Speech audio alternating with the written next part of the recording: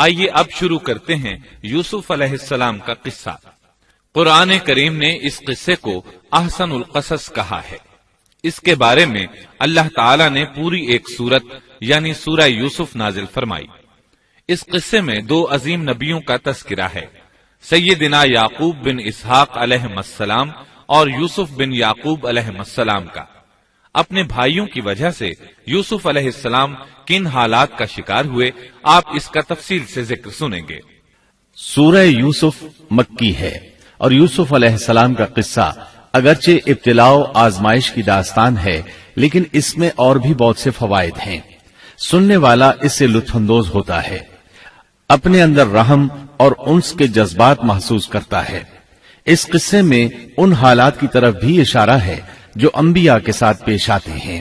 عام انبیاء کے حالات واقعات سے معلوم ہوتا ہے کہ پہلے وہ آسودہ حال تھے، لیکن جب انہوں نے دعوت دی تو ان کی قوم نے انہیں جھٹلایا، پھر آزمائش کا سلسلہ شروع ہوا، پھر ان کی قوموں پر عذاب آیا۔ اس قصے میں معاملہ اس کے بالکل برعکس ہے۔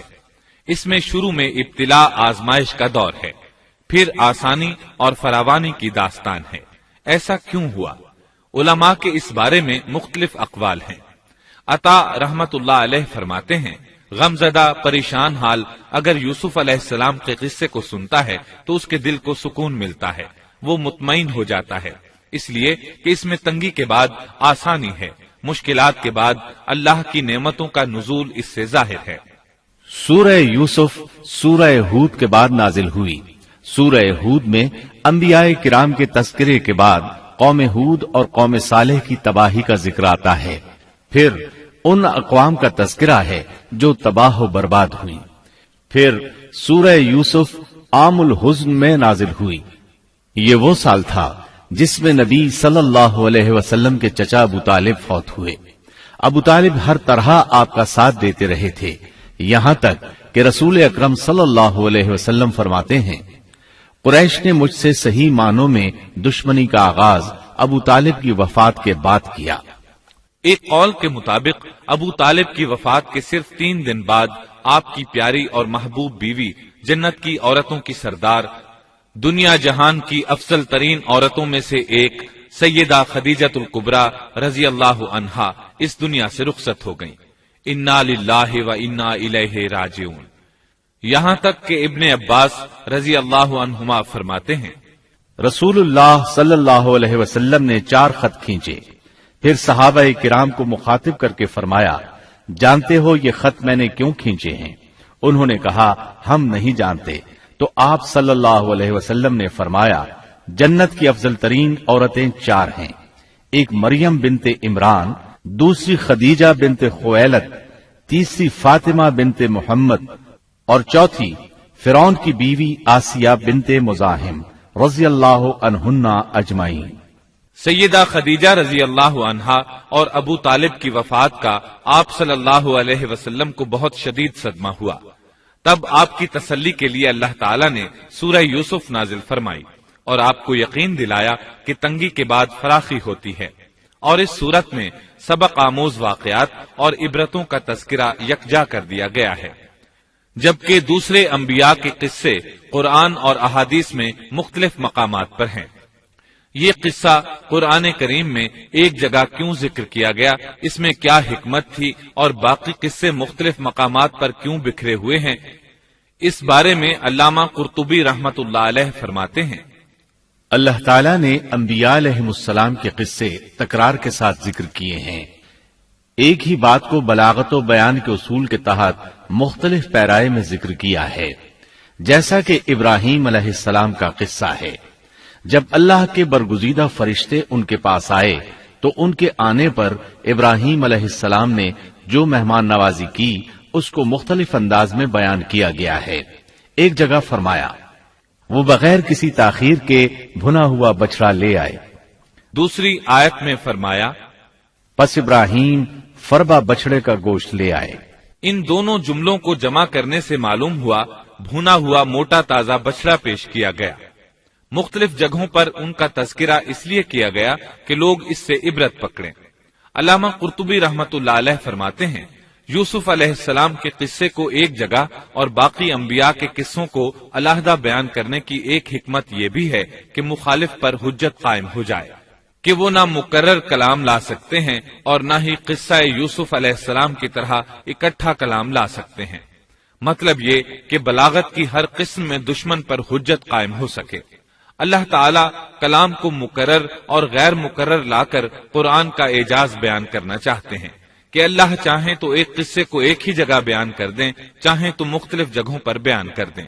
کوئی یہ نہ کہہ سکے کہ دیکھو قرآن میں یہ قصہ علیحدہ علیحدہ بیان ہوا ہے، میں اس کو ایک جگہ بیان کر سکتا ہوں، یا اس کے برعکس یہ نہ کہہ سکے کہ قرآن میں تو یہ قصہ ایک ہی جگہ بیان ہوا ہے، میں اس کو الگ الگ کر کے بیان کر سکتا ہوں۔ اب ہم اس قصے کا آغاز کرتے ہیں اور اسی طرح کرتے ہیں جس طرح اس کا آغاز اللہ رب العزت نے کیا ہے۔ شروع اللہ کے نام سے جو بڑا مہربان نہایت رحم والا ہے۔ الف لام را، یہ روشن کتاب کی آیتیں ہیں۔ یقیناً ہم نے اس کتاب کو عربی قرآن بنا کر نازل فرمایا ہے تاکہ تم سمجھ سکو۔ ہم آپ کے سامنے بہترین بیان پیش کرتے ہیں اس قرآن سے جو ہم نے آپ کی جانب وحی کے ذریعے نازل کیا ہے، اور یقیناً آپ اس سے پہلے بے خبروں میں سے تھے۔ قصہ در اصل ایک خبر کے بعد دوسری خبر اور اطلاع در اطلاع کو کہتے ہیں، اور قصص کا اصل قصہ ہے یعنی پیچھے چلنا، جیسا کہ اللہ کی کتاب میں ہے۔ موسیٰ کی والدہ نے ان کی بہن سے کہا کہ تو اس کے پیچھے پیچھے جا، اور قصص کی اصل یہی ہے کہ کسی خبر کا پے در پے آنا۔ اس لیے ارشاد باری تعالی ہے، ہم آپ پر بہترین قصے بیان کرتے ہیں، اور یقیناً آپ اس سے پہلے بے خبروں میں سے تھے۔ غفلت سے مراد یہاں اللہ کے ذکر سے غفلت نہیں، بلکہ اس کا مطلب یہ ہے کہ نزول قرآن سے پہلے آپ ان قصص سے واقف نہیں تھے۔ اللہ تعالیٰ سورہ یوسف آیت 4 اور 5 میں فرماتے ہیں، جب یوسف نے اپنے باپ سے ذکر کیا کہ ابا جی، میں نے 11 ستاروں اور سورج چاند کو خواب میں دیکھا ہے کہ وہ سب مجھے سجدہ کر رہے ہیں، یعقوب نے کہا، پیارے بچے، اپنے اس خواب کا ذکر اپنے بھائیوں سے نہ کرنا، ایسا نہ ہو کہ وہ تیرے ساتھ کوئی فریب کاری کرے، شیطان تو انسان کا کھلا دشمن ہے۔ رؤیا سے مراد وہ خواب ہے جس کو انسان نیند کی حالت میں دیکھے، اور رؤیت سے مراد وہ حقیقت ہے جس کو انسان حالت بیداری میں اپنی آنکھوں سے دیکھے۔ تو یوسف علیہ السلام نے خواب میں دیکھا کہ 11 ستارے اور سورج اور چاند انہیں سجدہ کر رہے ہیں۔ یعقوب علیہ السلام خواب کی حقیقت کو جان گئے، اگرچہ آپ خوابوں کی تعبیر نہیں بتاتے تھے، لیکن انہیں علم ہو گیا کہ اس میں یوسف علیہ السلام کی تکریم ہے، اور انہیں یہ بھی علم تھا کہ یوسف علیہ السلام کے بھائی ان سے حسد کرتے ہیں۔ اسی لیے انہوں نے یوسف علیہ السلام سے کہا کہ اپنے بھائیوں کو یہ خواب نہ سنانا۔ یوسف علیہ السلام کے 11 بھائی تھے، بنیامین ان کے سگے بھائی تھے، باقی 6 ایک ماں سے اور 4 2 لونڈیوں سے تھے۔ حقیقی بھائی ان سے حسد نہیں کرتا تھا، وہ عمر میں ان سے چھوٹا تھا، باقی سب ان سے حسد کرتے تھے، اور اس حسد کی وجہ یہ تھی کہ یعقوب علیہ السلام ان سے والہانہ محبت کرتے تھے۔ اسی طرح بنیامین سے بھی انہیں بہت لگاؤ تھا، مطلب یہ کہ ان دونوں سے انہیں زیادہ محبت تھی، اور محبت میں کمی بیشی کوئی بری چیز نہیں، البتہ نبی کریم صلی اللہ علیہ وسلم نے فرمایا، ان میں عدل سے ضرور کام لیں۔ غرض یعقوب علیہ السلام کو ان دونوں سے زیادہ محبت تھی، ان کا دل ان کی طرف زیادہ مائل تھا، یہاں تک کہ لمحہ بھر بھی انہیں نظروں سے اوجھل نہیں کرتے تھے۔ یوسف علیہ السلام کے بھائی جب کھیل کے لیے نکلتے تو یعقوب علیہ السلام فرماتے، یوسف کو یہیں چھوڑ دو، گویا ہر وقت ان کا پہرا دیتے تھے۔ اللہ تعالیٰ سورہ یوسف آیت 6 میں فرماتے ہیں، اور اسی طرح تجھے تیرا پروردگار برگزیدہ کرے گا، اور تجھے معاملہ فہمی یعنی خوابوں کی تعبیر بھی سکھائے گا، اور اپنی نعمت تجھے بھرپور عطا فرمائے گا، اور یعقوب کے گھر والوں کو بھی، جیسے کہ اس نے اس سے پہلے تیرے دادا اور پردادا یعنی ابراہیم و اسحاق کو بھی بھرپور اپنی نعمت دی۔ یقیناً تیرا رب بہت بڑے علم والا اور زبردست حکمت والا ہے۔ یعنی آپ کو منتخب کر لیا اور تمام بھائیوں سے آپ کو چن لیا، اور یعقوب علیہ السلام کے سارے بیٹوں سے آپ کا انتخاب کیا، اور اس دور کے لوگوں میں سے آپ کو نبوت دینے کا ارادہ کیا۔ مزید یہ کہ وہ لوگوں کو خوابوں کی تعبیر بھی بتاتے تھے، اور آیت میں جس نعمت کا ذکر ہے اس سے مراد نبوت کی نعمت ہے، اور یہ قصہ اللہ تعالیٰ نے نصیحت کے لیے ذکر کیا ہے۔ اللہ تعالیٰ سورہ یوسف آیت 7 اور 8 میں فرماتے ہیں، یقیناً یوسف اور اس کے بھائیوں میں دریافت کرنے والوں کے لیے بڑی بڑی نشانیاں ہیں، جبکہ انہوں نے کہا کہ یوسف اور اس کا بھائی بنسبت ہمارے باپ کو بہت زیادہ پیارا ہے، حالانکہ ہم طاقتور جماعت ہیں، کوئی شک نہیں کہ ہمارے ابا سری غلطی میں ہیں۔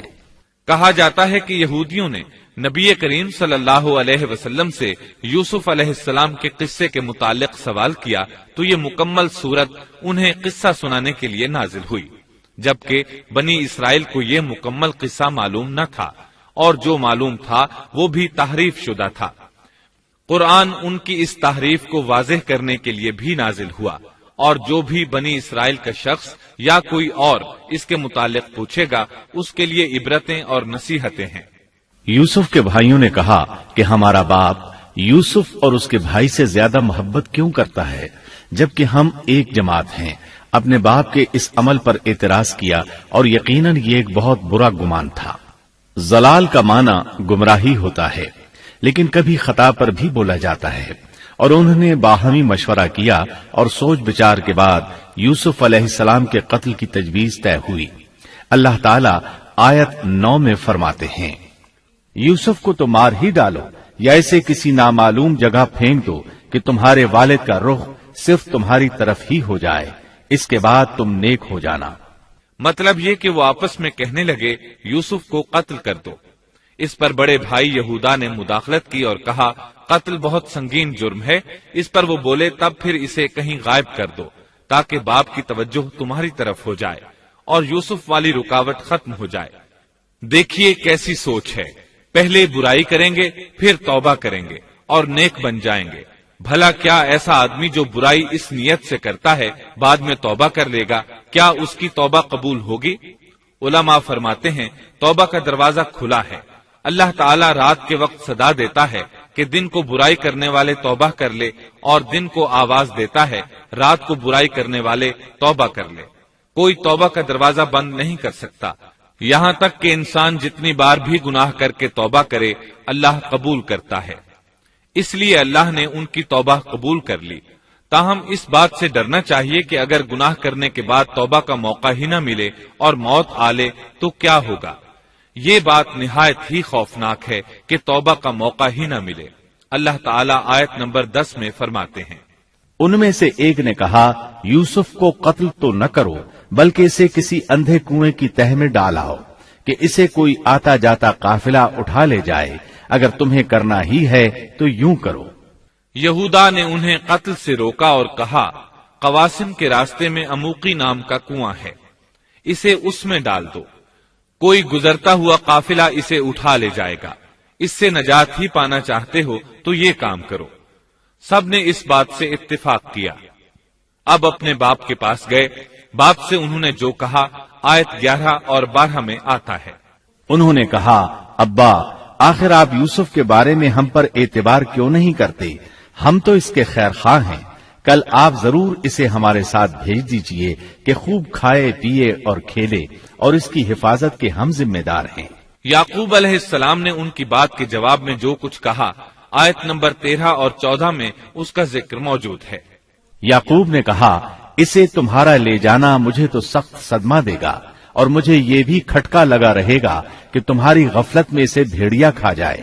انہوں نے جواب دیا کہ ہم جیسی زوراور جماعت کی موجودگی میں بھی اگر اسے بھیڑیا کھا جائے تو ہم بالکل نکمے ہی ہوئے۔ وہاں بھیڑیے کثرت سے تھے، اس لیے یعقوب علیہ السلام ڈرتے تھے۔ بیٹوں کے بار بار اصرار پر یعقوب علیہ السلام یوسف علیہ السلام کو ان کے ساتھ بھیجنے پر رضامند ہو گئے۔ اللہ تعالیٰ آیت 15 میں فرماتے ہیں، پھر جب اسے لے چلے اور سب نے مل کر ٹھان لیا کہ اسے غیر آباد گہرے کنویں کی تہ میں پھینک دیں، ہم نے یوسف کی طرف وحی کی کہ یقیناً وقت آ رہا ہے کہ تو انہیں اس ماجرے کی خبر اس حال میں دے گا کہ وہ جانتے ہی نہ ہوں گے۔ بعض روایات کے مطابق انہوں نے راستے میں یوسف علیہ السلام کو مارا پیٹا، برا بھلا کہا، اور ایسا کرنا ان کے لیے معمولی بات تھی کیونکہ وہ تو قتل کے درپے تھے۔ آخر کار کنویں کے پاس پہنچے اور مشورے کے مطابق انہیں کنویں میں ڈال دیا۔ یوسف علیہ السلام کنویں میں ایک پتھر پر گرے، یعنی پانی میں نہ گرے، آپ اس پتھر پر بیٹھ گئے۔ اللہ تعالیٰ کی طرف سے انہیں تسلی دی گئی کہ آپ پریشان نہ ہوں، بہت جلد آپ کنویں سے نکلیں گے اور انہیں ان کے اس گھناؤنے فعل کے بارے میں بتلائیں گے، اور انہیں اس بات کا گمان بھی نہیں ہوگا کہ ایسا وقت بھی آئے گا۔ یوسف علیہ السلام کو کنویں میں ڈالنے کے بعد انہوں نے گھر جانے کی تیاری کی۔ آیت نمبر 16 میں آتا ہے، اور عشاء کے وقت وہ سب اپنے باپ کے پاس روتے ہوئے پہنچے۔ امام عامش قاضی شرح رحمت اللہ علیہ کی مجلس میں بیٹھے تھے۔ ایک عورت آئی، اس کا ایک آدمی سے جھگڑا تھا، وہ بہت شدت سے رو رہی تھی۔ عامش بولے، آپ دیکھتے نہیں یہ کس بری طرح رو رہی ہے؟ ان کا مطلب یہ تھا کہ یہ سچی ہے۔ قاضی شرح فرمانے لگے، یوسف علیہ السلام کے بھائی رات کو روتے ہوئے اپنے باپ کے پاس آئے تھے، پس فیصلہ رونے پر نہیں انصاف پر ہونا چاہیے۔ اب یوسف علیہ السلام کے بھائیوں نے باپ کو تفصیل سنائی۔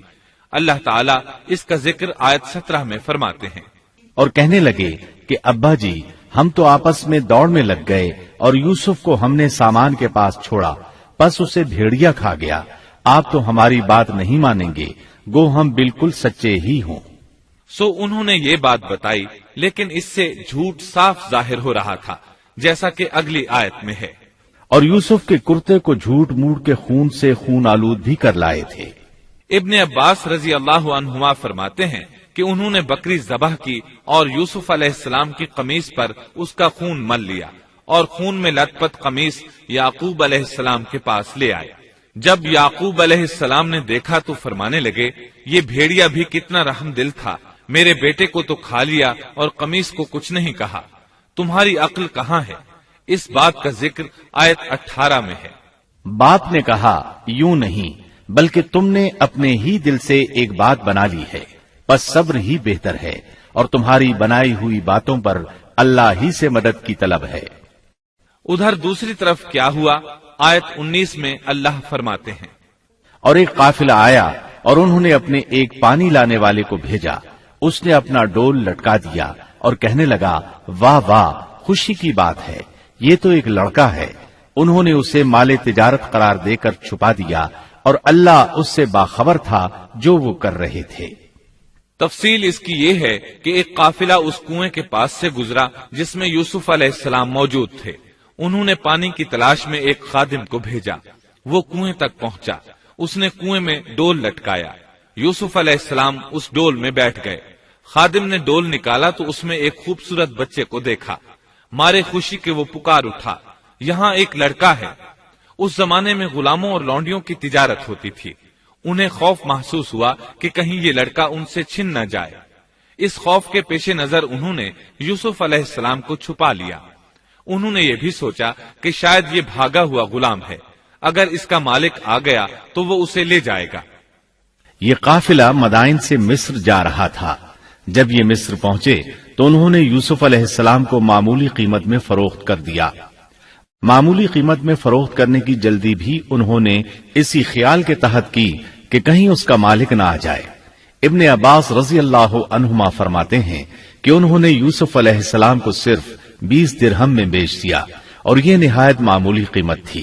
آیت نمبر 21 میں ہے، مصر والوں میں سے جس نے اسے خریدا تھا اس نے اپنی بیوی سے کہا کہ اسے بہت عزت و احترام کے ساتھ رکھو، بہت ممکن ہے کہ یہ ہمیں فائدہ پہنچائے یا اسے ہم اپنا بیٹا ہی بنا لیں۔ یہ شخص مصر کا وزیر خزانہ تھا، بے اولاد تھا۔ اس نے سوچا شاید یہ لڑکا بڑا ہو کر اچھا انسان بنے، لہذا کیوں نہ ہم اسے بیٹا بنا لیں۔ اس طرح یوسف علیہ السلام وزیر خزانہ کے گھر پلے بڑھے۔ وزیر خزانہ عزیز مصر کہلاتا تھا۔ عزیز نے آپ کو بیٹوں کی طرح رکھا۔ آپ کچھ بڑے ہوئے تو شاہی محل کی دیکھ بھال آپ کے ذمے لگا دی گئی، شاہی محل کے تمام اختیارات آپ کے سپرد کر دیے گئے۔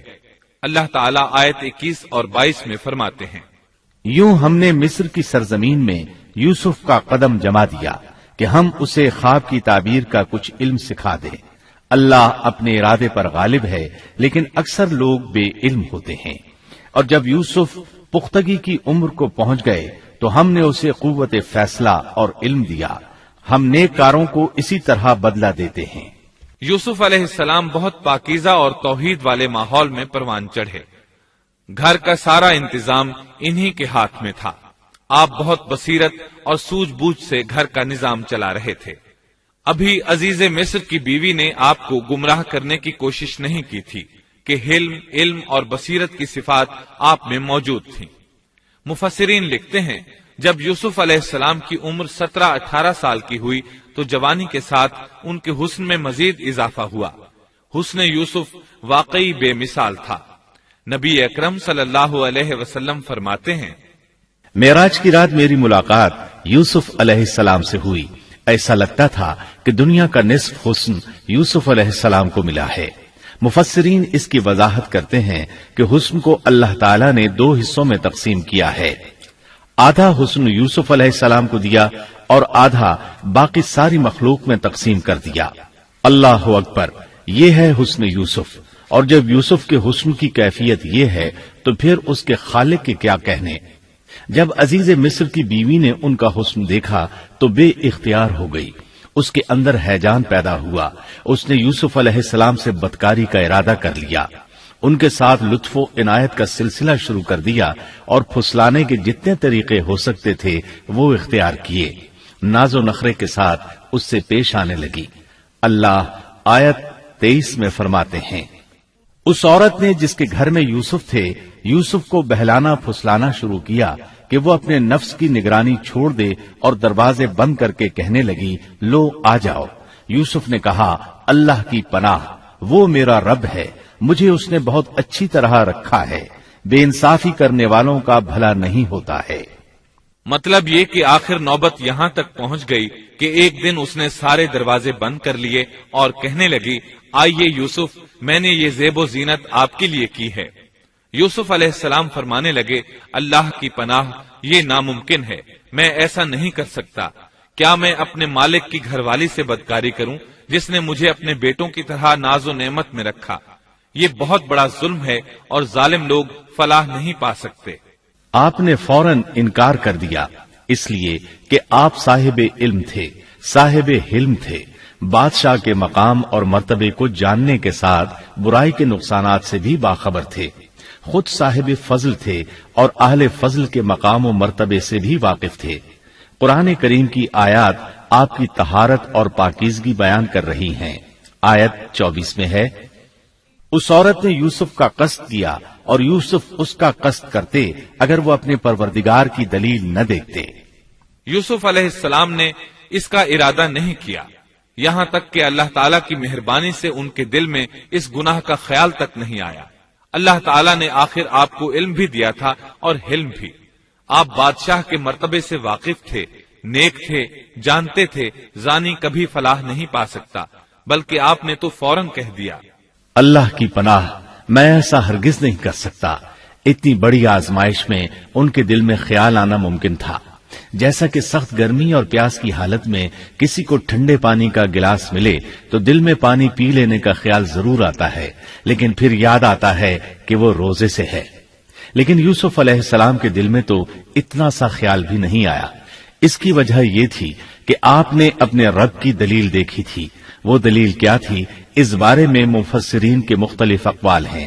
بعض کہتے ہیں آپ نے جبرائیل علیہ السلام کو دیکھا، بعض کہتے ہیں آپ نے یعقوب علیہ السلام کو دیکھا، وہ انہیں انگلی کے اشارے سے منع کر رہے تھے.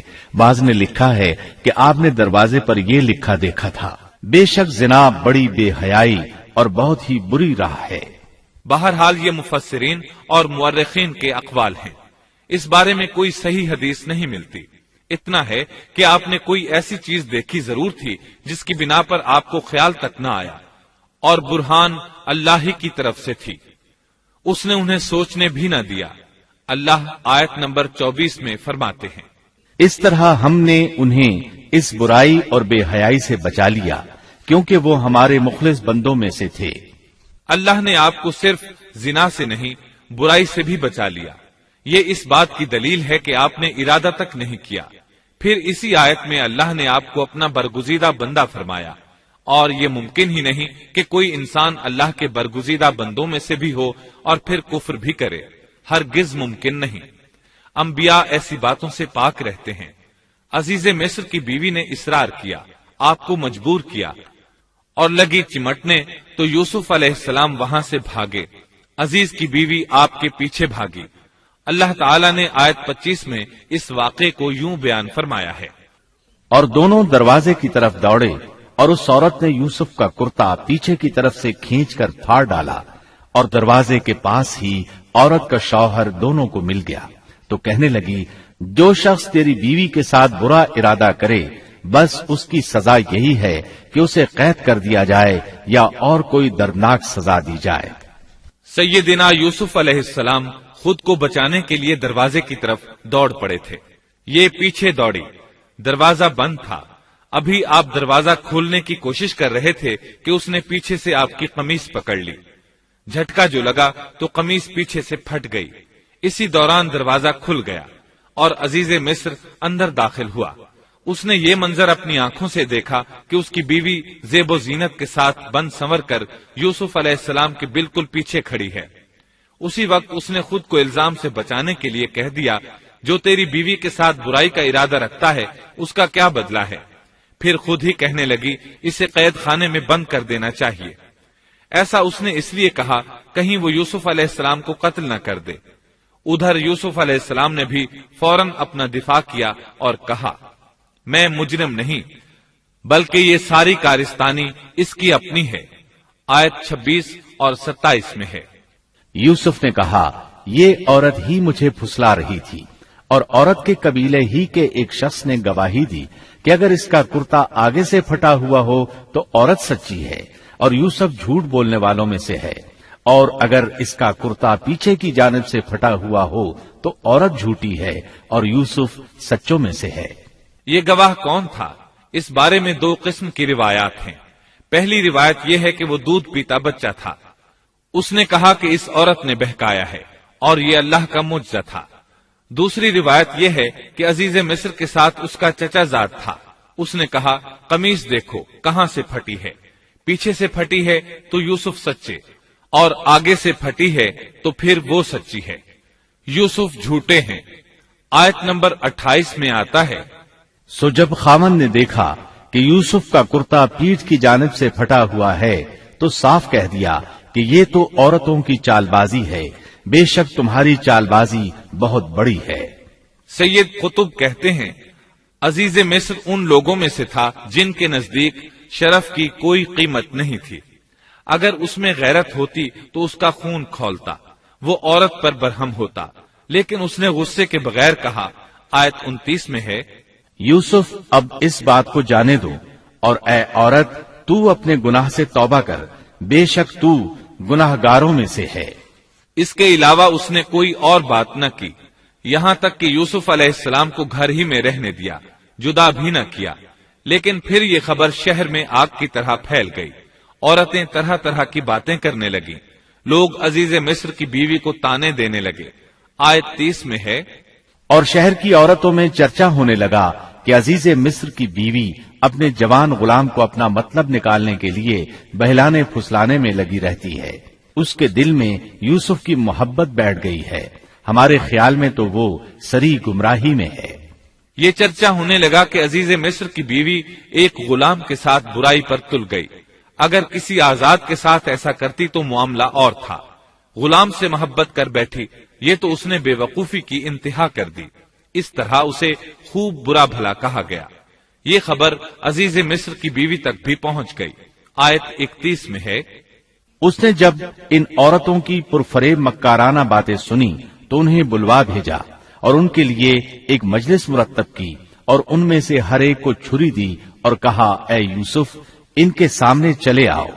ان عورتوں نے جب اسے دیکھا تو بہت بڑا جانا اور اپنے ہاتھ کاٹ لیے، اور زبان سے نکل گیا کہ اللہ کی پناہ، یہ انسان تو ہرگز نہیں، یہ تو یقیناً کوئی بہت ہی بزرگ فرشتہ ہے۔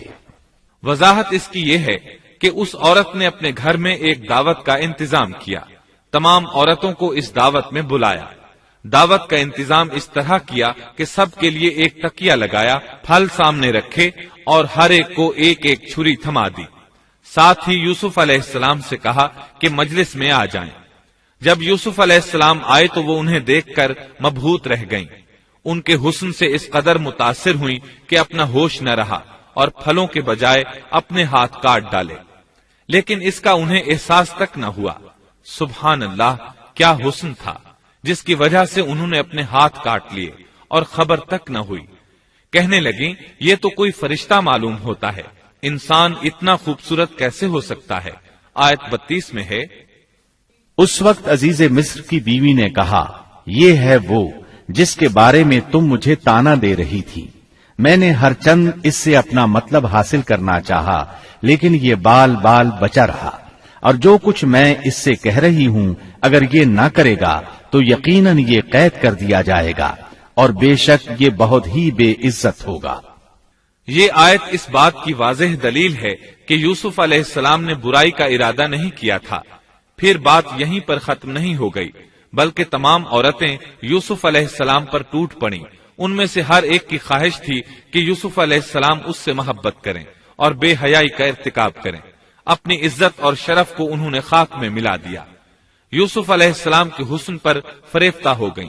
اس کیفیت کو دیکھ کر یوسف علیہ السلام نے اپنے رب سے دعا کی۔ آیت 33 اور 34 میں آتا ہے، یوسف نے دعا کی کہ اے میرے پروردگار، جس بات کی طرف یہ عورتیں مجھے بلا رہی ہیں اس سے تو مجھے جیل خانہ بہت پسند ہے۔ اگر تو نے ان کا مکر و فریب مجھ سے دور نہ کیا تو میں تو ان کی طرف مائل ہو جاؤں گا اور بالکل نادانوں میں جا ملوں گا۔ اس سے ظاہر ہوا سب عورتیں یوسف علیہ السلام کو اپنی طرف متوجہ کر رہی تھیں۔ انہوں نے ہر طریقہ اختیار کیا، لیکن یوسف علیہ السلام نے کسی ایک کی طرف توجہ نہ دی۔ اللہ نے انہیں بچا لیا اور عورتوں کی چال کو ناکام بنا دیا۔ اس واقعے کی خبر بھی لوگوں میں پھیل گئی۔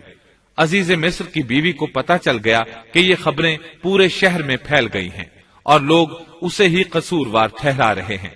تب وہ اپنے خاوند کے پاس گئی، اس سے کہا، اب کیا کیا جائے؟ سب لوگ مجھے ہی الزام دے رہے ہیں، معاملہ بہت پھیل گیا ہے، اس بات کو دبانے کے لیے کچھ کرنا چاہیے۔ عزیز مصر نے کہا، پھر کیا کیا جائے؟ آخر آپس میں مشورہ ہوا، دونوں اس پر متفق ہو گئے۔ ابن عباس رضی اللہ عنہما فرماتے ہیں، انہوں نے یوسف علیہ السلام کو ایک گدھے پر سوار کیا اور ایک ڈھول والا ساتھ کر دیا اور یہ منادی کرائی کہ اس عبرانی غلام نے اپنی مالکہ کے ساتھ برائی کی کوشش کی ہے، لہٰذا اسے اس جرم کی پاداش میں جیل میں ڈالا جاتا ہے۔ گویا انہوں نے اپنے پر سے الزام ختم کرنے کا یہ منصوبہ سوچا۔ اس بارے میں اللہ آیت 35 میں فرماتے ہیں، پھر ان تمام نشانوں کے دیکھ لینے کے بعد بھی انہیں یہی مصلحت معلوم ہوئی کہ یوسف کو کچھ مدت کے لیے قید خانے میں رکھیں۔ انہوں نے یہ اس لیے کہا تاکہ یوسف علیہ السلام پر تہمت لگائی جا سکے۔ اس طرح یوسف علیہ السلام قید خانے میں آ گئے۔ ان کے ساتھ 2 نوجوان اور قید خانے میں بھیجے گئے تھے۔ کچھ دن ساتھ رہنے کے بعد وہ جان گئے کہ یوسف علیہ السلام نیک سیرت انسان ہیں، عبادت گزار نوجوان ہیں۔ ایک رات دونوں نوجوانوں نے خواب دیکھے۔ صبح ہوئی تو دونوں یوسف علیہ السلام کے پاس گئے اور اپنا اپنا خواب سنایا۔ قرآن کریم آیت 36 میں اس کو یوں بیان کرتا ہے، اس کے ساتھ ہی 2 اور جوان بھی جیل خانے میں داخل ہوئے۔ ان میں سے ایک نے کہا کہ میں نے خواب میں اپنے آپ کو شراب نچوڑتے دیکھا ہے، اور دوسرے نے کہا میں نے اپنے آپ کو دیکھا ہے کہ میں اپنے سر پر روٹی اٹھائے ہوئے ہوں جسے پرندے کھا رہے ہیں۔ ہمیں آپ اس کی تعبیر بتائیے، ہمیں تو آپ خوبیوں والے شخص دکھائی دیتے ہیں۔ قید خانے کے قیدی بھی جان چکے تھے کہ یوسف علیہ السلام نیک ہیں۔ آپ نے سوچا یہ دین کی دعوت دینے کا بہترین موقع ہے۔ انہوں نے جو کچھ ان سے کہا وہ آیت نمبر 37 اور 38 میں اس طرح آیا ہے، یوسف نے کہا تمہیں جو کھانا دیا جاتا ہے اس کے تمہارے پاس پہنچنے سے پہلے ہی میں تمہیں اس کی تعبیر بتلا دوں گا۔ یہ سب اس علم کی بدولت ہے جو مجھے میرے رب نے سکھایا ہے۔ میں نے ان لوگوں کا مذہب چھوڑ دیا ہے جو اللہ پر ایمان نہیں رکھتے اور آخرت کے بھی منکر ہیں۔ میں اپنے باپ دادوں کے دین کا پابند ہوں، یعنی ابراہیم، اسحاق اور یعقوب کے دین کا۔ ہمیں ہرگز یہ سزاوار نہیں کہ ہم اللہ کے ساتھ کسی کو بھی شریک کریں۔ ہم پر اور تمام اور لوگوں پر اللہ کا یہ خاص فضل ہے، لیکن اکثر لوگ ناشکری کرتے ہیں۔ آپ نے سب سے پہلے اپنا تعارف کرایا، ابراہیم اور یعقوب علیہ السلام کے بارے میں بتایا، اور اس زمانے کے لوگ ابراہیم علیہ السلام کو مانتے تھے۔ ابراہیم علیہ السلام معروف تھے، جانے پہچانے تھے۔ نبی کریم صلی اللہ علیہ وسلم سے پوچھا گیا کہ کریم یعنی عزت دار کون ہے؟ آپ نے فرمایا، عزت دار کے بیٹے، عزت دار کے پوتے اور عزت دار کے پڑ پوتے، یعنی یوسف بن یعقوب بن اسحاق بن ابراہیم علیہ السلام۔ مطلب یہ کہ 4 پشتوں تک نبوت کی فضیلت یوسف علیہ السلام کے سوا کسی کے حصے میں نہیں آئی۔ یہ عزت اور بزرگی کی انتہا ہے۔ آپ نے اپنے دین کا تعارف کرانے کے بعد ان سے جو کچھ کہا وہ آیت 39 اور 40 میں آتا ہے۔ اے میرے قید کے ساتھیوں، کیا بھلا کئی جدا جدا پروردگار بہتر ہیں یا ایک اللہ زبردست طاقتور؟ اس کے سوا تم جن کی پوجا پاٹ کر رہے ہو وہ سب نام ہی نام ہیں جو تم نے اور تمہارے باپ دادوں نے خود ہی گھڑ لیے ہیں۔ اللہ نے ان کی کوئی دلیل نازل نہیں فرمائی۔ فرما روائی صرف اللہ ہی کی ہے۔ اس کا فرمان ہے کہ تم سب سوائے اس کے کسی اور کی عبادت نہ کرو۔ یہی دین درست ہے، لیکن اکثر لوگ نہیں جانتے۔ پھر یوسف علیہ السلام نے انہیں خواب کی تعبیر بتائی۔ اس کا ذکر سورہ یوسف آیت 41 میں ہے۔ اے میرے قید خانے کے رفیقو، تم دونوں میں سے ایک تو اپنے بادشاہ کو شراب پلانے پر مقرر ہو جائے گا، لیکن دوسرا سولی دیا جائے گا اور پرندے اس کا سر نوچ نوچ کھائیں گے۔ تم دونوں جس کے بارے میں تحقیق کر رہے تھے اس کام کا فیصلہ کر دیا گیا۔ تعبیر سن کر وہ قیدی کہنے لگے، ہم نے اس طرح خواب نہیں دیکھا۔ جس کے قتل کی تعبیر بتائی گئی تھی وہ تو خاص طور پر کہنے لگا، میں نے یہ خواب نہیں دیکھا۔ اس پر یوسف علیہ السلام نے فرمایا، یہ اللہ کا فیصلہ ہے، تبدیل نہیں ہو سکتا۔ پھر آپ نے دوسرے قیدی سے فرمایا، اور جس کی نسبت یوسف کا گمان تھا کہ ان دونوں میں سے یہ چھوٹ جائے گا، اس سے کہا کہ اپنے بادشاہ سے میرا ذکر بھی کر دینا۔ پھر اسے شیطان نے اپنے بادشاہ سے ذکر کرنا بھلا دیا اور یوسف نے کئی سال قید خانے ہی میں کاٹے۔ پھر اسی طرح ہوا، ایک کو پھانسی پر چڑھا دیا گیا، دوسرا بادشاہ کو شراب پلانے پر مقرر ہوا، لیکن وہ یوسف علیہ السلام کا ذکر کرنا بھول گیا۔ اللہ تعالیٰ آیت 42 میں فرماتے ہیں، شیطان نے اسے بھلا دیا۔ اس آیت کی تفسیر بعض مفسرین نے یہ کی ہے کہ شیطان نے یوسف علیہ السلام کو اپنے رب یعنی اللہ تعالیٰ کی یاد سے غافل کر دیا، اور انہوں نے ایک بندے سے چاہا کہ وہ اپنے رب یعنی شاہ مصر سے ان کا تذکرہ کر کے ان کی رہائی کی کوشش کرے۔ اس لیے اللہ تعالیٰ نے ان کو یہ سزا دی کہ وہ کئی سال تک جیل میں پڑے رہے۔ یہ تفسیر بالکل غلط ہے۔ درست یہ ہے کہ فَأَنْسَاهُ کی ضمیر اس شخص کی طرف لوٹتی ہے جس کے متعلق یوسف علیہ السلام کا گمان تھا کہ وہ رہائی پانے والا ہے، اور اس آیت کے معنی یہ ہیں کہ شیطان نے اس شخص کو اپنے آقا سے یوسف علیہ السلام کا ذکر کرنا بھلا دیا، جیسا کہ علامہ ابن کثیر اور دیگر مفسرین نے اسی طرح کہا ہے۔ انس رضی اللہ عنہ سے مروی یہ روایت کہ اللہ تعالیٰ نے یوسف علیہ السلام کی طرف وحی کی کہ اے یوسف، تجھے تیرے بھائیوں سے کس نے نجات دی؟ فرمایا، اے اللہ، آپ نے۔ اللہ نے پھر پوچھا، یوسف، تجھے کنویں سے کس نے نکالا؟ انہوں نے جواب دیا، اللہ، آپ نے۔ اللہ تعالیٰ نے پھر پوچھا، یوسف، تجھے عورتوں سے کس نے بچایا؟ کہا، اللہ، آپ نے۔ اب اللہ نے فرمایا، پھر اب اللہ کے سوا کسی اور سے نجات کیوں طلب کرتے ہو؟ یہ روایت عقل اور نقل دونوں کے خلاف ہے، کیونکہ تکالیف و مصائب سے خلاصی کے لیے دنیاوی اسباب اختیار کرنا جائز ہے، جیسا کہ سورۃ المائدہ میں اللہ تعالیٰ فرماتے ہیں کہ نیکی اور تقوی کے کاموں میں ایک دوسرے کا تعاون کرو، اور یوسف علیہ السلام کا رہائی پانے والے شخص سے اپنی رہائی کے متعلق بادشاہ سے بات کرنے کو کہنا اس آیت کے عین مطابق ہے، اور ایسا کرنا توکل علی اللہ کے خلاف نہیں۔ لہذا مذکورہ بیان کردہ روایت جس طرح سند کے اعتبار سے کمزور ہے، اسی طرح مفہوم کے اعتبار سے بھی قرآن کے خلاف ہے۔ یوسف علیہ السلام قید خانے میں پڑے ہیں، کسی کو ان کی خبر تک نہیں۔ یہ ان کی ایک اور آزمائش تھی، کسی کو خبر ہو تو نکالے۔ آخر کچھ مدت بعد بادشاہ نے خواب دیکھا۔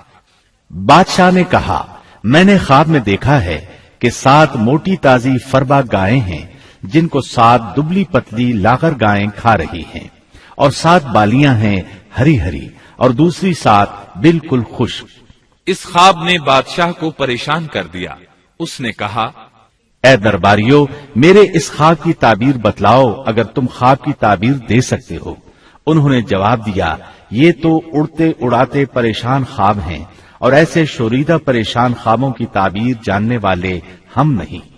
جب وہ خواب کی تعبیر نہ بتا سکے تب اس ساقی کو یوسف علیہ السلام یاد آئے۔ وہ چونک اٹھا۔ ان 2 قیدیوں میں سے جو رہا ہوا تھا اسے مدت کے بعد یاد آ گیا اور کہنے لگا، میں تمہیں اس کی تعبیر بتلا دوں گا، مجھے جانے کی اجازت دیجیے۔ قید خانہ شہر سے باہر تھا، انہوں نے اسے ادھر روانہ کر دیا۔ وہ جیل پہنچا، یوسف علیہ السلام سے ملا اور بولا، اے یوسف، اے بہت بڑے سچے، آپ ہمیں اس خواب کی تعبیر بتلائیے کہ 7 موٹی تازی گائیں ہیں جنہیں 7 دبلی پتلی گائیں کھا رہی ہیں، اور 7 بالکل سبز خوشے ہیں، اور 7 ہی دوسرے بالکل خشک ہیں، تاکہ میں واپس جا کر ان لوگوں سے کہوں تاکہ وہ سب جان لیں۔ تب یوسف علیہ السلام نے خواب کی تعبیر بتائی۔ یوسف نے جواب دیا کہ تم 7 سال تک پے در پے لگاتار حسب عادت غلہ بویا کرنا، اور فصل کاٹ کر اسے بالیوں سمیت ہی رہنے دینا، سوائے اپنے کھانے کی تھوڑی سی مقدار کے۔ اس کے بعد 7 سال نہایت سخت قحط کے آئیں گے، وہ اس غلے کو کھا جائیں گے جو تم نے ان کے لیے ذخیرہ رکھ چھوڑا تھا، سوائے اس تھوڑے سے غلے کے جو تم محفوظ کر کے رکھو گے۔ آپ نے صرف خواب کی تعبیر نہیں بتائی بلکہ علاج بھی بتایا۔ اس کے بعد ایک اور بات بھی بتائی۔ اس کے بعد جو سال آئے گا اس میں لوگوں پر خوب بارش برسائی جائے گی، اور وہ اس میں شیرہ انگور بھی خوب نچوڑیں گے۔ ساقی بہت تیزی سے واپس گیا، بادشاہ کو پوری تفصیل بتائی۔ تب بادشاہ نے کہا، یوسف کو میرے پاس لاؤ۔ بادشاہ کا قاصد واپس آیا اور آپ سے کہا، بادشاہ آپ کو بلا رہا ہے۔ یوسف علیہ السلام نے کہا، میں قید خانے سے نہیں نکلوں گا۔ نبی کریم صلی اللہ علیہ وسلم فرماتے ہیں، اللہ یوسف علیہ السلام پر رحم فرمائے، انہوں نے کس حد تک صبر کیا۔ ان کی جگہ میں ہوتا اور مجھے قید خانے سے نکلنے کے لیے کہا جاتا تو میں فوراً باہر نکل جاتا۔ 7 سال تک قید میں رہنے کے بعد اگر کوئی قیدی سے باہر نکلنے کے لیے کہے اور وہ باہر نکلنے سے انکار کر دے تو یہ بات عجیب ہی لگ سکتی تھی، لیکن یوسف علیہ السلام ہر طرح سے بری ہو کر نکلنا چاہتے تھے۔ چنانچہ آپ نے کہا، یوسف نے کہا، اپنے بادشاہ کے پاس واپس جا اور اس سے پوچھ کہ ان عورتوں کا حقیقی واقعہ کیا ہے جنہوں نے اپنے ہاتھ کاٹ لیے تھے۔ ان کے ہیلے کو صحیح طور پر جاننے والا میرا پروردگار ہی ہے۔ قاصد واپس آیا، اس نے بادشاہ کو یوسف کا جواب سنایا۔ اب بادشاہ نے ان عورتوں کو جمع کیا اور کہا، بادشاہ نے پوچھا، اے عورتوں، اس وقت کا صحیح واقعہ کیا ہے جب تم داؤ فریب کر کے یوسف کو اس کی دلی منشا سے بہکانا چاہتی تھی؟ انہوں نے صاف جواب دیا کہ معاذ اللہ، ہم نے یوسف میں کوئی برائی نہیں پائی۔ پھر تو عزیز مصر کی بیوی بھی بول اٹھی کہ اب تو حق سچ واضح ہو گیا ہے، میں نے ہی اسے ورغلایا تھا اس کے جی سے، اور یقیناً وہ سچوں میں سے ہے۔ یوسف نے کہا، یہ اس واسطے کہ عزیز مصر جان لے کہ میں نے اس کی پیٹھ پیچھے اس کی خیانت نہیں کی، اور یہ بھی کہ اللہ دغابازوں کے ہتھ کنڈے چلنے نہیں دیتا۔ میں اپنے نفس کی پاکیزگی بیان نہیں کرتا، بے شک نفس تو برائی پر ابھارنے والا ہی ہے، مگر یہ کہ میرا پروردگار ہی اپنا رحم کرے، یقیناً میرا پالنے والا، بڑی بخشش کرنے والا اور بہت مہربانی فرمانے والا ہے۔ بعض مفسرین کے نزدیک یہ یوسف علیہ السلام کا قول ہے، اور یہ انہوں نے اس وقت کہا جب جیل میں ان کو یہ ساری تفصیل بتلائی گئی، یا بعض کے بقول بادشاہ کے پاس جا کر انہوں نے یہ کہا۔ بعض مفسرین کے نزدیک یہ بھی عزیز مصر کی بیوی ہی کا قول ہے، اور مطلب یہ ہے کہ یوسف کی غیر موجودگی میں بھی اسے غلط طور پر تہمت لگا کر خیانت کا ارتکاب نہیں کرتی، بلکہ امانت کے تقاضوں کو سامنے رکھتے ہوئے اپنی غلطی کا اعتراف کرتی ہوں۔ یا یہ مطلب ہے کہ میں نے یوسف کو پھسلانے کی کوشش ضرور کی، لیکن واقعہ یہ ہے کہ اپنے خاوند کی خیانت نہیں کی اور کسی بڑے گناہ میں واقع نہیں ہوئی۔ حافظ ابن کثیر نے اسی قول کو ترجیح دی ہے، اور اسے سیاق و معانی کے اعتبار سے زیادہ مناسب اور موزوں قرار دیا ہے۔ آیت 54 میں اللہ تعالیٰ فرماتے ہیں، بادشاہ نے کہا اسے میرے پاس لاؤ کہ میں اسے اپنے خاص کاموں کے لیے مقرر کر لوں۔ پھر جب اس سے بات چیت کی تو کہنے لگا کہ آپ ہمارے ہاں آج سے ذی عزت اور امانت دار ہیں۔ تب یوسف علیہ السلام بولے، یوسف نے کہا آپ مجھے ملک کے خزانوں پر مقرر کر دیجئے، میں حفاظت کرنے والا اور باخبر ہوں۔ اسی طرح ہم نے یوسف کو ملک کا قبضہ دے دیا کہ وہ جہاں کہیں چاہے رہے سہے، ہم جسے چاہیں اپنی رحمت پہنچا دیتے ہیں، ہم نیکوکاروں کا ثواب ضائع نہیں کرتے، یقیناً ایمانداروں اور پرہیزگاروں کو اخروی اجر بہت ہی بہتر ہے۔ بادشاہ نے یوسف علیہ السلام کو ملک کا مکمل اختیار دے دیا، اور ایک روایت میں ہے اس نے کہا، یوسف میرا اختیار اب صرف کرسی تک محدود ہے۔ اس طرح تمام معاملات یوسف علیہ السلام کے اختیار میں آ گئے اور خیر و برکت کے سال شروع ہو گئے۔ یوسف علیہ السلام نے ان سالوں سے خوب فائدہ اٹھایا، ہر طرف بھلائی ہی بھلائی ہو گئی، غلے کی فراوانی ہو گئی، جس طرح یوسف علیہ السلام چاہتے تھے اسی طرح خرچ کیا جاتا تھا۔ پھر اس طرح 7 سال ختم ہو گئے اور قحط کے سال شروع ہو گئے۔ اس قحط نے نہ صرف مصر کو بلکہ فلسطین وغیرہ کے علاقوں کو بھی اپنی لپیٹ میں لے لیا۔ اب چونکہ مصر بہت زیادہ خوشحال تھا، یوسف علیہ السلام نے 7 سال تک غلے کو بچا بچا کر رکھا تھا، اس لیے لوگ مصر آنا شروع ہو گئے۔ فلسطین میں بھی غلہ ختم ہو گیا۔ یعقوب علیہ السلام اور ان کے بیٹوں تک بھی قحط کے اثرات پہنچ گئے، بلکہ ان کے علاقے میں قحط شدید ہو گیا۔ تلاش کے باوجود غلہ نہیں ملتا تھا، ملتا بھی تھا تو بہت مہنگا۔ فلسطین میں خبر پہنچی کہ مصر کا بادشاہ پرانی قیمت پر غلہ دے رہا ہے۔ یہ خبر اس لیے پہنچی کہ یوسف علیہ السلام پرانی قیمت پر غلہ فروخت کر رہے تھے۔ چنانچہ فلسطین سے غلہ خریدنے کے لیے قافلے مصر آنے لگے۔ یوسف علیہ السلام پرانی قیمت پر غلہ ضرور دیتے، لیکن ایک آدمی کو صرف اتنا دیتے جتنا ایک اونٹ اٹھا سکتا، اس سے زیادہ نہ دیتے، تاکہ تاجر لوگ مال سٹاک کر کے مہنگا نہ بیچیں۔ اس لیے جو غلہ خریدتا تھا اس کے لیے ضروری تھا کہ اپنے گھر والوں کو ساتھ لائے۔ یوسف علیہ السلام ہر ایک سے پوچھتے، تمہارے گھر کے کتنے افراد ہیں، انہیں ساتھ لے کر آؤ۔ اور اس طرح یوسف علیہ السلام کے بھائیوں نے بھی مصر جانے کا ارادہ کر لیا۔ قرآن مجید میں اس کا تذکرہ یوں آیا ہے، یوسف کے بھائی آئے اور یوسف کے پاس گئے تو اس نے انہیں پہچان لیا اور انہوں نے اسے نہ پہچانا۔ یوسف علیہ السلام نے گندم دینے سے پہلے پوچھا، تم کون ہو، کہاں سے آئے ہو، تم جاسوس لگتے ہو۔ وہ قسمیں کھانے لگے۔ آپ نے پوچھا، تمہارا باپ کون ہے، تم کتنے بھائی ہو، کیا تمہارا کوئی اور بھائی بھی ہے، تمہارا کوئی بھائی فوت تو نہیں ہو گیا؟ اس طرح آپ نے ان سے مکمل تفصیل پوچھی، انہوں نے اپنے بارے میں بتا دیا۔ آپ نے ان سے کہا، اور جب اس نے ان کے لیے سامان تیار کر دیا تو کہا کہ تم میرے پاس اپنے اس بھائی کو بھی لانا جو تمہارے باپ کی طرف سے ہے۔ کیا تم نے نہیں دیکھا کہ میں پورا ناپ کر دیتا ہوں اور میں ہوں بھی بہترین مہمانی کرنے والوں میں؟ آپ نے ان سے یہ بھی کہا، پس اگر تم اسے میرے پاس لے کر نہ آئے تو میری طرف سے تمہیں کوئی ناپ بھی نہ ملے گا، بلکہ تم میرے قریب بھی نہ پھٹکنا۔ انہوں نے کہا، اچھا، ہم اس کے والد سے تذکرہ کریں گے اور پوری کوشش کریں گے۔ پھر یوسف علیہ السلام نے اپنے غلاموں سے کہا اور اپنے خدمتگاروں سے کہا کہ ان کی پونجی انہی کی بوریوں میں رکھ دو کہ جب لوٹ کر اپنے اہل و عیال میں جائیں اور پونجیوں کو پہچان لیں تو بہت ممکن ہے کہ یہ پھر لوٹ آئیں۔ دراصل یوسف علیہ السلام چاہتے تھے کسی طرح وہ دوبارہ آئیں۔ انہیں یہ خدشہ محسوس ہوا کہ ممکن ہے دوبارہ آنے کے لیے ان کے پاس رقم نہ ہو اور یہ غلہ خریدنے نہ آئیں، اس لیے ان کی قیمت ان کے سامان میں رکھ دی تاکہ وہ دوبارہ آئیں۔ جب یہ گھر پہنچے تو سامان کھولنے سے پہلے باپ سے کہا، جب یہ لوگ لوٹ کر اپنے والد کے پاس گئے تو کہنے لگے، ہم سے تو غلے کا پیمانہ روک لیا گیا، اب آپ ہمارے ساتھ ہمارے بھائی کو بھیجیے کہ ہم پیمانہ بھر کر لائیں، ہم اس کی نگہبانی کے ذمہ دار ہیں۔ یعنی انہوں نے کہا کہ آئندہ ہمیں غلہ اسی صورت میں ملے گا جب ہم اپنے چھوٹے بھائی بنیامین کو ساتھ لے جائیں گے۔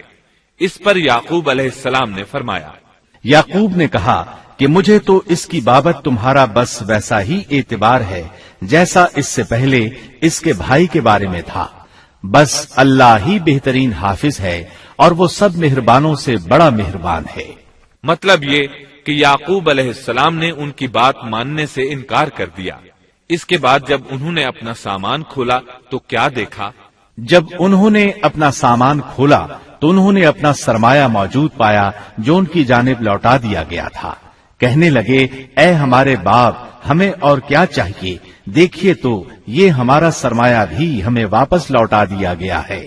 ہم اپنے خاندان کو غلہ لا دیں گے اور اپنے بھائی کی نگرانی رکھیں گے اور ایک اونٹ کا پیمانہ زیادہ لائیں گے، یہ ناپ تو بہت آسان ہے۔ جب یعقوب علیہ السلام نے یہ معاملہ دیکھا اور ان کا اصرار بڑھا تو سوچ میں پڑ گئے کہ معاملہ کچھ اور معلوم ہوتا ہے، پس انہیں اللہ تعالی کی طرف سے الہام ہوا کہ ساتھ بھیج دیجیے۔ یعقوب نے کہا، میں تو اسے ہرگز تمہارے ساتھ نہ بھیجوں گا جب تک کہ تم اللہ کو بیچ میں رکھ کر مجھے قول و قرار نہ دو کہ تم اسے میرے پاس پہنچاؤ گے، سوائے اس ایک صورت کے کہ تم سب گرفتار کر لیے جاؤ۔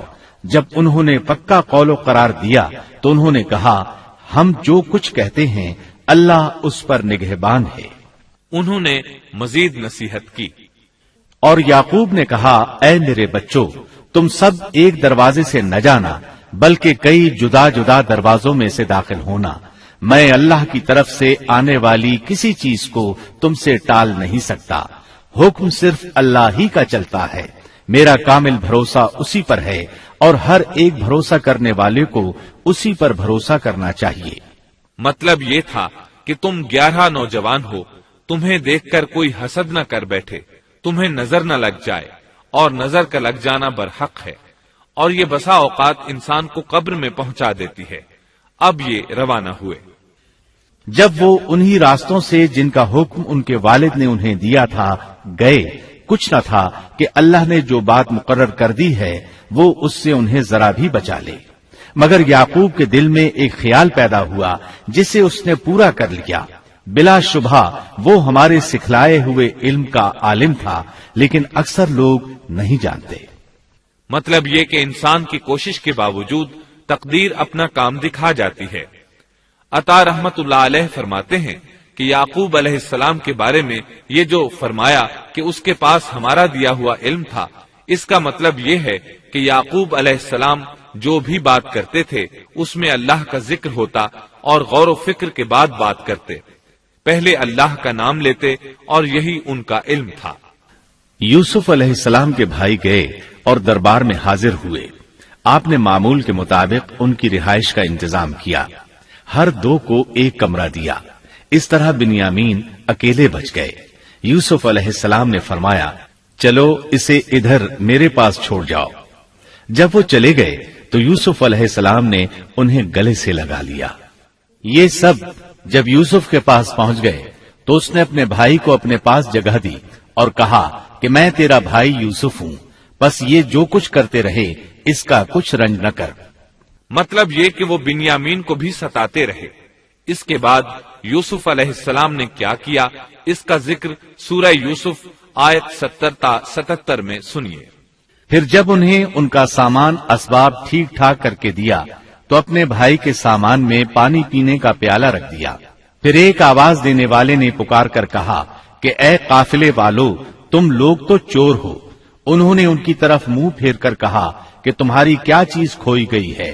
جواب دیا کہ شاہی پیالہ گم ہے، جو اسے لے آئے اسے ایک اونٹ کے بوجھ کا غلہ ملے گا۔ اس وعدے کا میں ضامن ہوں۔ انہوں نے کہا، اللہ کی قسم، تم کو خوب علم ہے کہ ہم ملک میں فساد پھیلانے کے لیے نہیں آئے اور نہ ہم چور ہیں۔ انہوں نے کہا، اچھا چور کی کیا سزا ہے اگر تم جھوٹے ہو؟ جواب دیا کہ اس کی سزا یہی ہے کہ جس کے اسباب میں سے پایا جائے وہی اس کا بدلہ ہے۔ ہم تو ایسے ظالموں کو یہی سزا دیا کرتے ہیں۔ بس یوسف نے ان کے سامان کی تلاشی شروع کی، اپنے بھائی کے سامان کی تلاشی سے پہلے۔ پھر اس پیمانے کو اپنے بھائی کے سامان سے نکالا۔ ہم نے یوسف کے لیے اسی طرح یہ تدبیر کی۔ اس بادشاہ کے قانون کی روح سے یہ اپنے بھائی کو نہیں روک سکتا تھا مگر یہ کہ اللہ کو منظور ہو۔ ہم جس کے چاہیں درجے بلند کر دیں، ہر ذی علم پر فوقیت رکھنے والا دوسرا ذی علم موجود ہے۔ انہوں نے کہا کہ اگر اس نے چوری کی تو کوئی تعجب کی بات نہیں، اس کا بھائی بھی پہلے چوری کر چکا ہے۔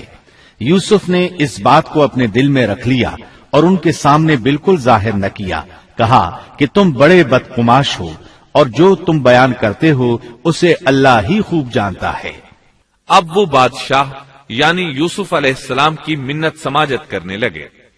انہوں نے کہا کہ اے عزیز مصر، اس کے والد بڑی عمر کے بالکل بوڑھے شخص ہیں، آپ اس کے بدلے ہم میں سے کسی کو لے لیجئے، ہم دیکھتے ہیں کہ آپ بڑے نیک نفس ہیں۔ یوسف نے کہا کہ ہم نے جس کے پاس اپنی چیز پائی ہے اس کے سوا دوسرے کی گرفتاری کرنے سے اللہ کی پناہ چاہتے ہیں، ایسا کرنے سے تو ہم یقیناً ناانصافی کرنے والے ہو جائیں گے۔ جب وہ اس سے مایوس ہو گئے تو تنہائی میں بیٹھ کر مشورہ کرنے لگے۔ ان میں جو سب سے بڑا تھا اس نے کہا، تمہیں معلوم نہیں کہ تمہارے والد نے تم سے اللہ کی قسم لے کر پختہ قول قرار لیا ہے اور اس سے پہلے یوسف کے بارے میں تم کوتاہی کر چکے ہو، پس میں تو اس سرزمین سے نہ ٹلوں گا جب تک کہ والد صاحب خود مجھے اجازت نہ دیں یا اللہ میرے اس معاملے کا فیصلہ کر دے، وہی بہترین فیصلہ کرنے والا ہے۔ تم سب والد صاحب کی خدمت میں واپس جاؤ اور کہو کہ ابا جی، آپ کے صاحبزادے نے چوری کی اور ہم نے وہی گواہی دی تھی جو ہم جانتے تھے، ہم کچھ غیب کی حفاظت کرنے والے نہ تھے۔ آپ اس شہر کے لوگوں سے دریافت فرما لیں جہاں ہم تھے اور اس قافلے سے بھی پوچھ لیں جس کے ساتھ ہم آئے ہیں، اور یقیناً ہم بالکل سچے ہیں۔ یعقوب نے کہا، یہ تو نہیں بلکہ تم نے اپنی طرف سے بات بنا لی، بس اب صبر ہی بہتر ہے، قریب ہے کہ اللہ ان سب کو میرے پاس ہی پہنچا دے، وہی علم و حکمت والا ہے۔ پھر یعقوب علیہ السلام رونے لگے اور کہنے لگے، پھر ان سے منہ پھیر لیا اور کہا، ہائے یوسف۔ ان کی آنکھیں بوجہ رنج و غم کے سفید ہو چکی تھیں اور وہ غم کو دبائے ہوئے تھے۔ بیٹوں نے کہا، واللہ آپ ہمیشہ یوسف کی یاد ہی میں لگے رہیں گے یہاں تک کہ گھل جائیں یا ختم ہی ہو جائے۔ اس پر یعقوب علیہ السلام نے کہا، انہوں نے کہا کہ میں تو اپنی پریشانیوں اور رنج کی فریاد اللہ ہی سے کر رہا ہوں، مجھے اللہ کی طرف سے وہ باتیں معلوم ہیں جو تم نہیں جانتے۔ میرے پیارے بچوں، تم جاؤ اور یوسف کی اور اس کے بھائی کی پوری طرح تلاش کرو اور اللہ کی رحمت سے نا امید نہ ہو، یقیناً رب کی رحمت سے نا امید وہی ہوتے ہیں جو کافر ہوتے ہیں۔ اب ان کے پاس غلہ خریدنے کے لیے سامان تجارت بہت کم تھا، وہ تھوڑا سا سامان لے کر پھر یوسف علیہ السلام کے پاس گئے۔ پھر جب یہ لوگ یوسف کے پاس پہنچے تو کہنے لگے کہ اے عزیز، ہم کو اور ہمارے خاندان کو دکھ پہنچا ہے، ہم حقیر پونجی لائے ہیں، پس آپ ہمیں پورے غلے کا ناپ دیجئے اور ہم پر خیرات کیجئے، اللہ خیرات کرنے والوں کو بدلہ دیتا ہے۔ اب برادران یوسف ان کے سامنے رسوائی کے درجے تک پہنچ گئے، چنانچہ یوسف علیہ السلام نے انہیں زیادہ پریشان کرنا مناسب نہ سمجھا اور اپنا مکمل تعارف کروا دیا۔ یوسف نے کہا، جانتے بھی ہو کہ تم نے یوسف اور اس کے بھائی کے ساتھ اپنی نادانی کی حالت میں کیا کیا؟ انہوں نے کہا، واقعی تو ہی یوسف ہے۔ جواب دیا کہ ہاں، میں یوسف ہوں اور یہ میرا بھائی ہے۔ اللہ نے ہم پر فضل و کرم کیا۔ بات یہ ہے کہ جو بھی پرہیزگاری اور صبر کرے تو اللہ کسی نیکوکار کا اجر ضائع نہیں کرتا۔ انہوں نے کہا، اللہ کی قسم، اللہ نے تجھے ہم پر برتری دی ہے اور یہ بھی بالکل سچ ہے کہ ہم خطا کار تھے۔ جواب دیا، آج تم پر کوئی ملامت نہیں ہے، اللہ تمہیں بخشے، وہ سب مہربانوں سے بڑا مہربان ہے۔ میرا یہ کرتا تم لے جاؤ اور اسے میرے والد کے منہ پر ڈال دو کہ وہ دیکھنے لگیں اور اپنے خاندان کو میرے پاس لے آؤ۔ وہ قمیص لے کر یعقوب علیہ السلام کی طرف چل دیے۔ جو ہی مصر سے چلے، یعقوب علیہ السلام نے خوشبو محسوس کر لی۔ جب یہ قافلہ جدا ہوا تو ان کے والد نے کہا کہ مجھے تو یوسف کی خوشبو آ رہی ہے، اگر تم مجھے بے وقوف نہ کہو۔ وہ کہنے لگے کہ واللہ آپ اپنے اسی پرانے خط میں مبتلا ہیں۔ جب خوشخبری دینے والے نے پہنچ کر ان کے منہ پر وہ کرتا ڈالا، اسی وقت وہ پھر سے بینا ہو گئے۔ کہا کیا میں تم سے نہ کہا کرتا تھا کہ میں اللہ کی طرف سے وہ باتیں جانتا ہوں جو تم نہیں جانتے؟ انہوں نے کہا ابا جی آپ ہمارے لیے گناہوں کی بخشش طلب کیجئے، بے شک ہم قصوروار ہیں۔ کہا اچھا میں جلد ہی تمہارے لیے اپنے پروردگار سے بخشش مانگوں گا، وہ بہت بڑا بخشنے والا اور نہایت مہربانی کرنے والا ہے۔ پھر سارا خاندان یوسف علیہ السلام کے پاس آیا۔ جب یہ سارا گھرانہ یوسف کے پاس پہنچ گیا تو یوسف نے اپنے ماں باپ کو اپنے پاس جگہ دی اور کہا اللہ کو منظور ہے تو آپ سب امن و امان کے ساتھ مصر میں آؤ، اور اپنے تخت پر اپنے ماں باپ کو اونچا بٹھایا اور سب اس کے سامنے سجدے میں گر گئے۔ تب کہا کہ ابا جی یہ میرے پہلے کے خواب کی تعبیر ہے، میرے رب نے اسے سچا کر دکھایا، اس نے میرے ساتھ بڑا احسان کیا جبکہ مجھے جیل خانے سے نکالا اور آپ لوگوں کو صحرا سے لے آیا۔ اس اختلاف کے بعد جو شیطان نے مجھ میں اور میرے بھائیوں میں ڈال دیا تھا، میرا رب جو چاہے اس کے لیے بہترین تدبیر کرنے والا ہے، اور وہ بہت علم و حکمت والا ہے۔ اے میرے پروردگار تو نے مجھے کچھ حکومت عطا فرمائی اور مجھے خواب کی تعبیر سکھلائی۔ اے آسمانوں اور زمین کے پیدا کرنے والے، تو ہی دنیا و آخرت میں میرا ولی اور کارساز ہے۔ تو مجھے اسلام کی حالت میں فوت کر اور نیکوں میں ملا دے۔